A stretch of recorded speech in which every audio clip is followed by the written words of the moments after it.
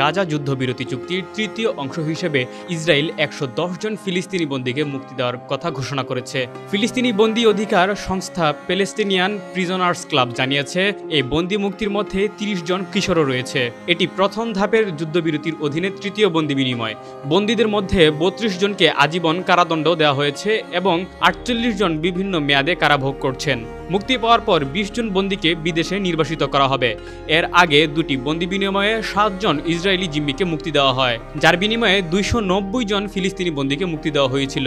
বৃহস্পতিবার ৩ জন ইসরায়েল জিম্মি মুক্তি পাবেন। তারা হলেন আরবেল ইয়েহুদ, আগাম বার্গার এবং গদি মোসেজ।